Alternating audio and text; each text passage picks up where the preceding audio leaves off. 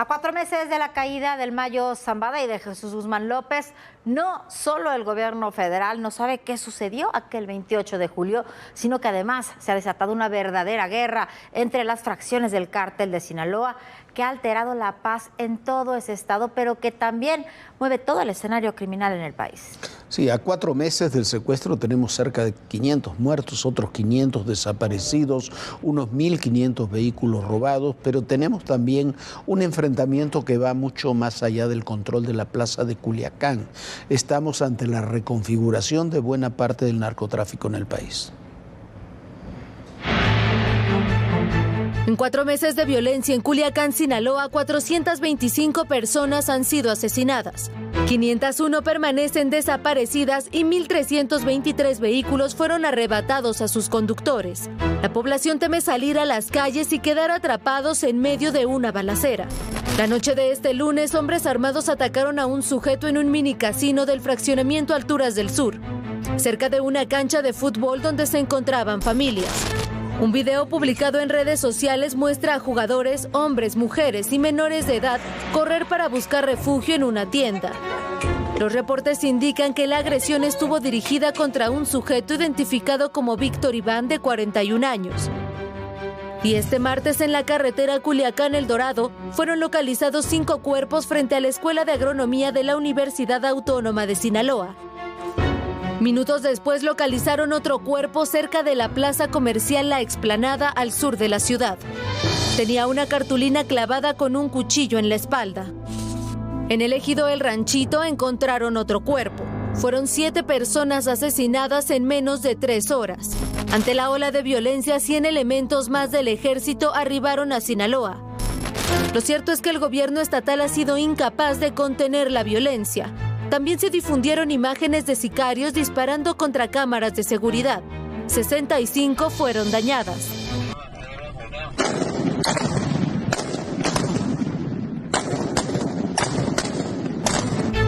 Es parte de la violencia desatada por los hechos ocurridos el jueves 25 de julio, día que marcó el fin de una era en el mundo del crimen organizado. Ismael El Mayo Zambada y Joaquín Guzmán López, hijo del Chapo, fueron puestos en custodia por autoridades estadounidenses en Nuevo México. Ese día, diversas agencias estadounidenses destacaron que la detención era un golpe al corazón del cártel. El viernes 9 de agosto, el embajador Ken Salazar confirmó que El Mayo fue llevado contra su voluntad, que se trató de una operación entre cárteles. Horas después, a través de sus abogados, el líder del cártel de Sinaloa dio a conocer una carta donde detalló su captura y traición. Desde entonces comenzó una guerra brutal en Sinaloa. Por un lado, el grupo del Mayo Zambada, encabezado por el Mayito Flaco, por el otro, los Chapitos. Mientras tanto, los gobiernos de México y de Estados Unidos siguen con el intercambio de declaraciones en torno al caso. La Fiscalía insiste en que las autoridades estadounidenses no han compartido información sobre los detalles de lo ocurrido el 25 de julio en Culiacán, mientras que el embajador Ken Salazar aclaró que Estados Unidos sí ha informado en tiempo y forma sobre las detenciones. Para ADN 40, Fuerza Informativa Azteca.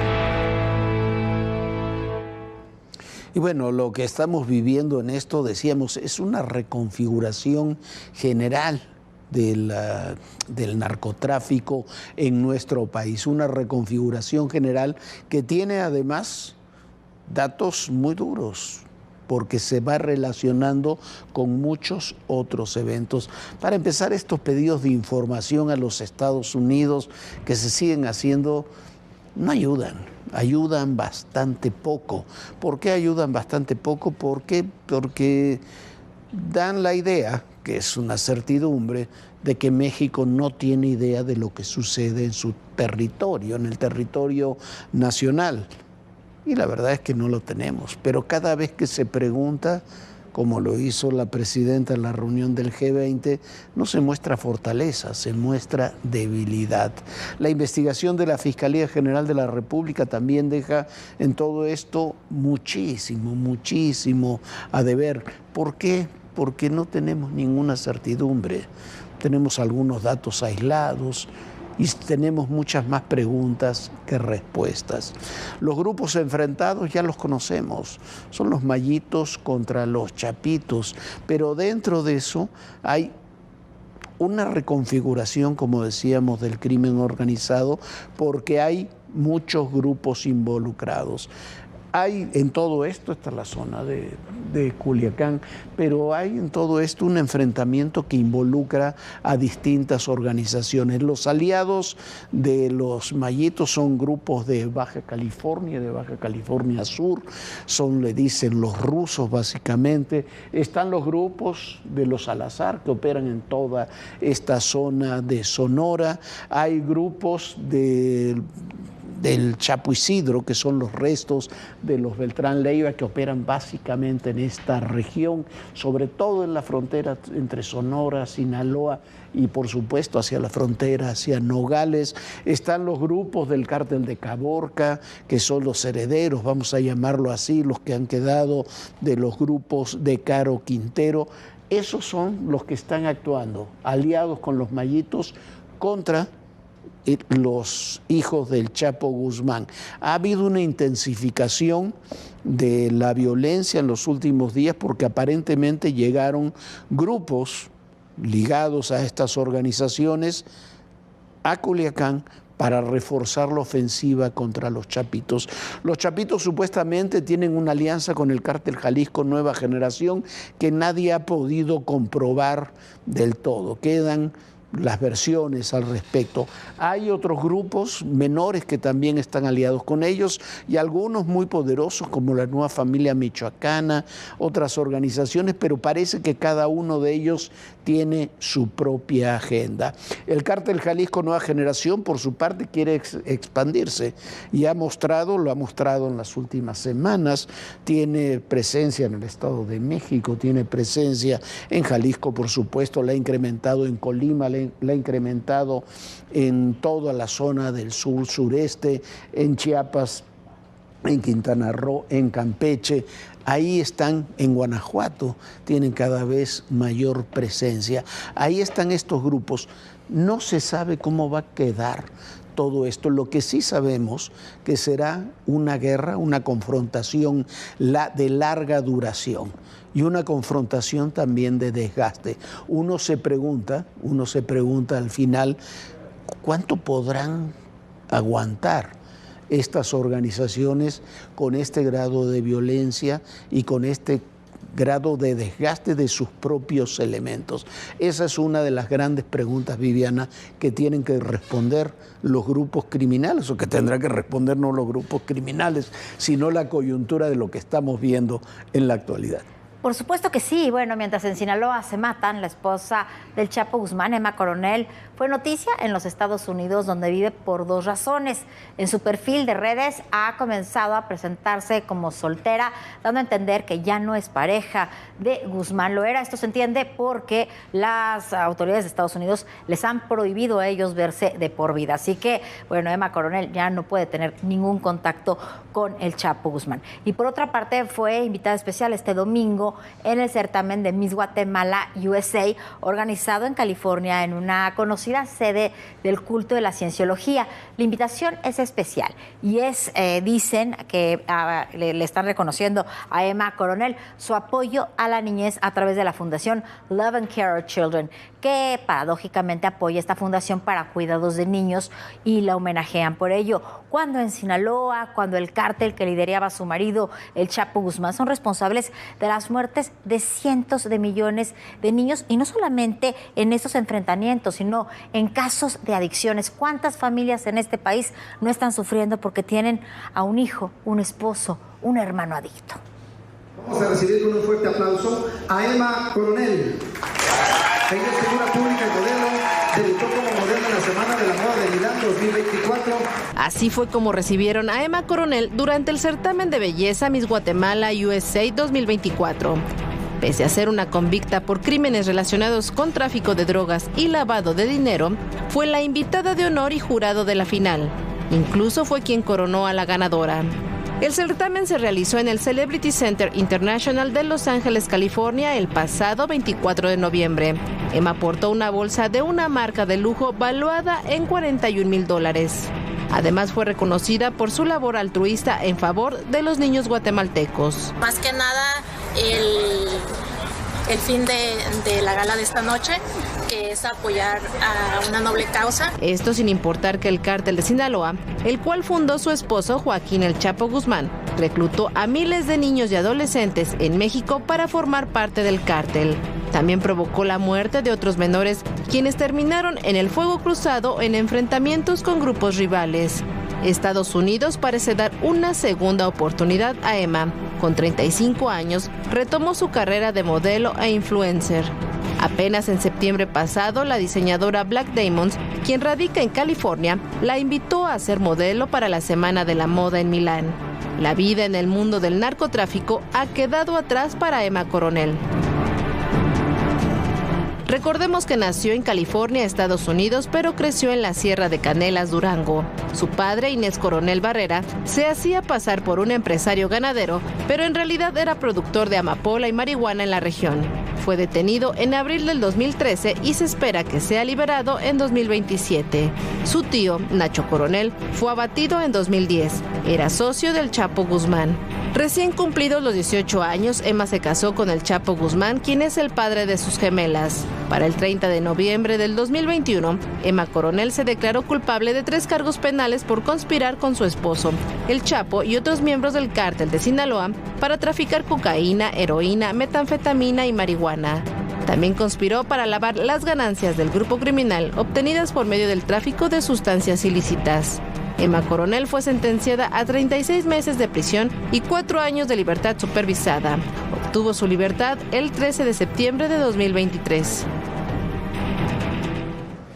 Bueno, es indudable que están haciendo un lavado de imagen de Emma Coronel, la invitan a eventos, a desfiles, y mire, no se trata de victimizar a las personas porque sean familiares de un personaje como el Chapo Guzmán, pero sí se trata de no revictimizar a quienes han sido sus víctimas. Como decía Viviana, es una terrible paradoja que se haga un homenaje a Emma Coronel por su defensa de la vida de los niños, cuando la organización criminal de la que reconoció que era parte aniquiló a miles y miles de niños, de jóvenes, de familias, introdujo a muchos, a millones en las adicciones. Entonces yo no digo que persigan a Emma Coronel, pero por lo menos que no la exhiban como un personaje a seguir cuando evidentemente es todo lo contrario. Bueno, Jorge, y es que lo que pasa es que hablamos, en este espacio casi siempre se hablan de los muertos, del narcotráfico, de la violencia, pero pocas veces se habla del problema tan grave que hay de adicción en los Estados Unidos. Si bien dicen que en Estados Unidos están los consumidores, pues ¿qué cree? Que aquí en México también son muchísimas las gentes que consumen drogas en nuestro país y que están en riesgos. Miles de familias han sido absolutamente destruidas por este tema. Imagínense nada más un chiquito de 13, 14 años que empieza a consumir distintas tachas, otras drogas, que ni siquiera termina la prepa, que su vida queda truncada. Bueno, esas son las historias del narcotráfico de las que pocas veces se hablan. Y la violencia se extiende a Michoacán, donde los productores de limón siguen siendo víctimas de extorsiones cometidas por grupos criminales. Por ello, la Guardia Nacional y la Defensa Nacional realizan un operativo. Quien está allá en este operativo es Óscar Hernández, se encuentra en la entidad y nos tiene todos los detalles sobre lo que está ocurriendo en este momento. Hola Óscar, bonita noche, ¿cómo estás? Así es, desafortunadamente entre 1 y 2 pesos por cada kilo de limón es el cobro de la delincuencia organizada a los productores de limón en este estado de Michoacán. Yo te saludo desde una empacadora en la localidad de Antunes, en el municipio de Parácuaro, en donde se ha desplegado todo un operativo que instrumentó las fuerzas federales, tanto Guardia Nacional como el Ejército y Fuerza Aérea, para proteger a todas estas personas que ves en la imagen de Juan José Vázquez. Decenas de productores que han denunciado ser víctimas de extorsión del llamado cobro de piso. Te quiero decir que desde el 1 de octubre se desplegó todo un operativo de seguridad llamado el Plan de los 100 días y se nos ha informado ya parte del resultado. Desde el 1 de octubre a la fecha ya van 63 personas detenidas, 61 armas de fuego aseguradas, más de 11,000 cartuchos, un laboratorio, así como 12 granadas y 132,670 kilos de marihuana. La principal inseguridad o el tema de la extorsión se da primordialmente en los municipios de Tierra Caliente. Me refiero a Parácuaro, Buenavista, Apatzingán, Mújica, Tepalcatepec y Aguililla. Hemos conversado con mandos del Ejército Mexicano, quienes nos han señalado que por ello se mantienen los operativos de seguridad y de disuasión. Hay que señalar también que pues Michoacán, por lo menos se siembran más de 64,000 hectáreas de limón, 26 municipios se dedican a su producción, pero primordialmente estos 6 que te señalaba. Así es que, pues, con el fin de asegurar pues todo esto que te dije y también pues resguardar a los vecinos de Michoacán, se han desplegado las fuerzas federales para tratar de inhibir en lo más posible este delito de alto impacto llamado extorsión. Del que somos el primer país exportador. Renunció, ¿por qué? Porque no estaba de acuerdo en La magnitud que ha tenido el narcotráfico mexicano. las confrontaciones, las reacciones.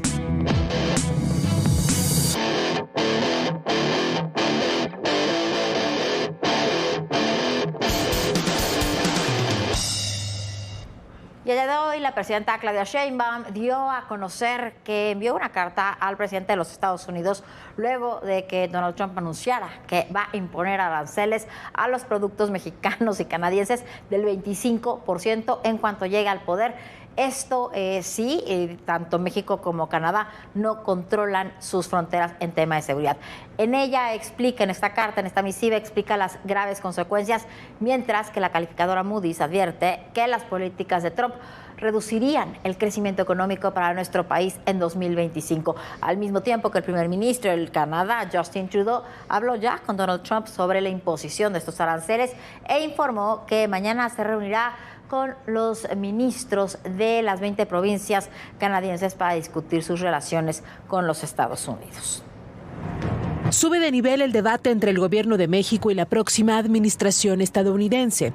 La presidenta Claudia Sheinbaum leyó la carta que envió al presidente electo Donald Trump en respuesta a la declaración de este lunes, cuando advirtió que el día que asuma la presidencia firmará una orden ejecutiva para imponer un arancel del 25% a todos los productos provenientes de México y Canadá. No es con amenazas ni con aranceles como se va a atender el fenómeno migratorio ni el consumo de drogas en Estados Unidos.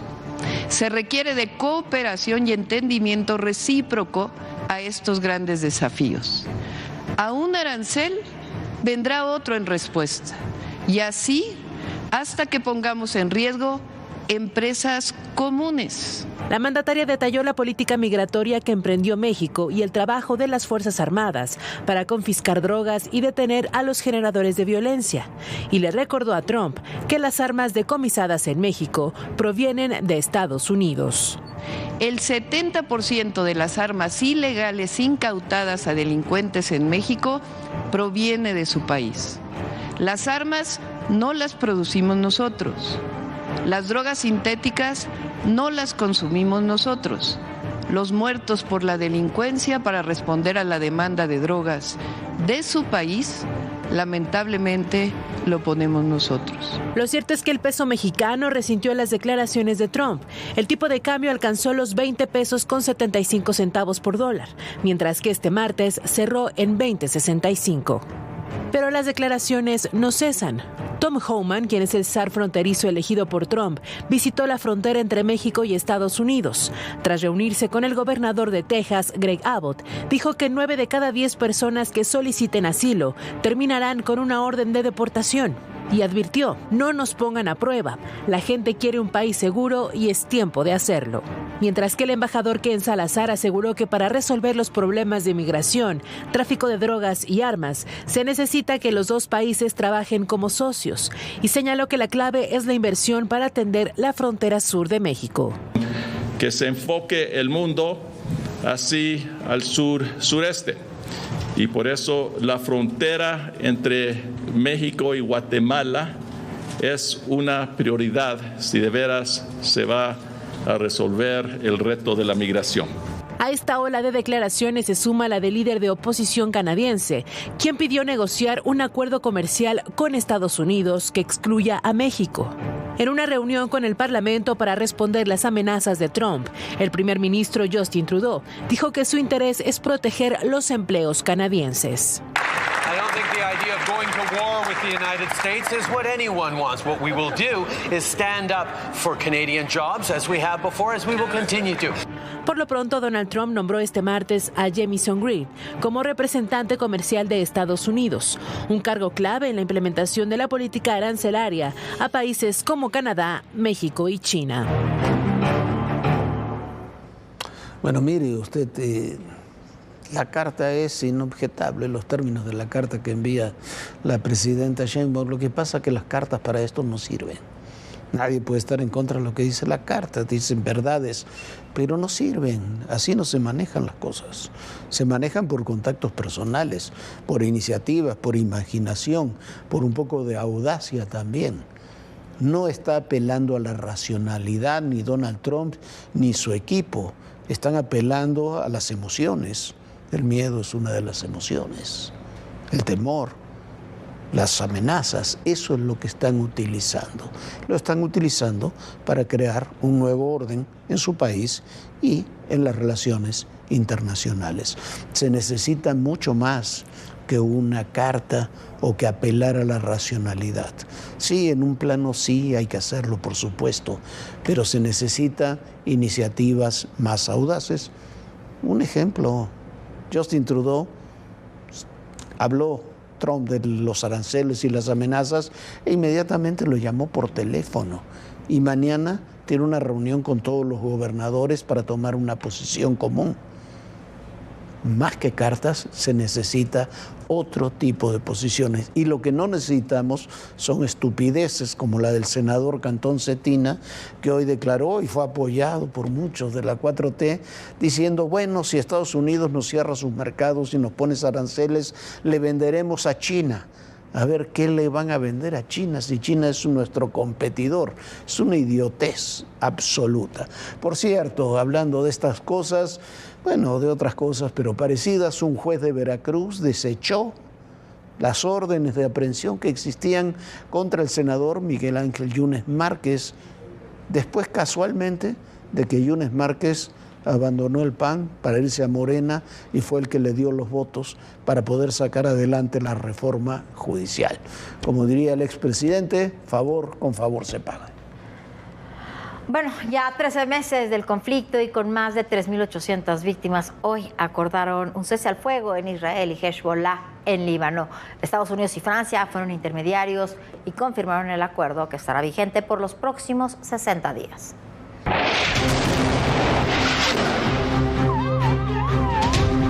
El gobierno de Israel y el grupo terrorista Hezbollah acordaron una tregua de 60 días en Líbano. El primer ministro Benjamin Netanyahu dijo que respondería en caso de cualquier violación del acuerdo. Además explicó los porqués de la añorada pausa. סיבה ראשונה, התמקדות באיום האיראני.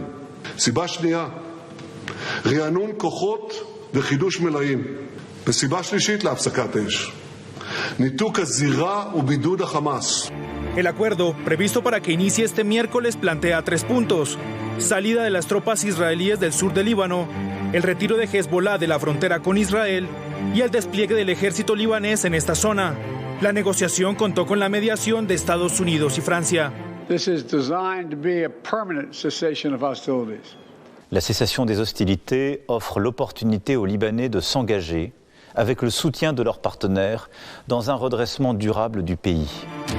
El capítulo que está por iniciar en esta historia tiene a millones de personas expectantes, sobre todo aquellas que tuvieron que abandonar sus hogares con tal de salvar su vida.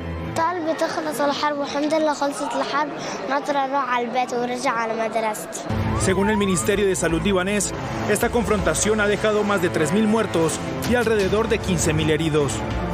Yamit Rojas, Fuerza Informativa Azteca. Bueno, ojalá se prolongue este acuerdo de paz ahí en el sur del Líbano entre Hezbollah e Israel, pero bueno, hay que destacar que es un acuerdo que tiene 60 días. ¿Por qué tiene 60 días? Porque dentro de 60 días asume un señor que se llama Donald Trump y puede haber otro tipo de negociación. Pero ojalá el acuerdo se mantenga, y hay un punto en el acuerdo que es fundamental. Si Hezbollah, que es el agresor, porque en esto hay que recordar que el agresor original no es Israel, son Hezbollah y es Hamas. Si realiza acciones de agresión, el acuerdo de cese al fuego inmediatamente queda inutilizado. A ver cómo se cumple. Ya se está cumpliendo hace un par de horas este acuerdo, a ver cómo evoluciona, Viviana. Pues así es, Jorge, ojalá tenga un buen final y ojalá por lo pronto en estos 60 días en lo que se llegue a un acuerdo definitivo haya un cese al fuego y bueno, se apoye a la gente de esa región que está tan lastimada en este momento. Nosotros ya nos vamos, muchísimas gracias por habernos acompañado. Por supuesto, lo esperamos mañana en punto de las 11 de la noche. Descanse, sueñe bonito. Bonita noche, Jorge. Muy buenas noches, Viviana, muy buenas noches a todos ustedes, y recuerden, el poder y en la política, todo, pero absolutamente todo es personal. Gracias.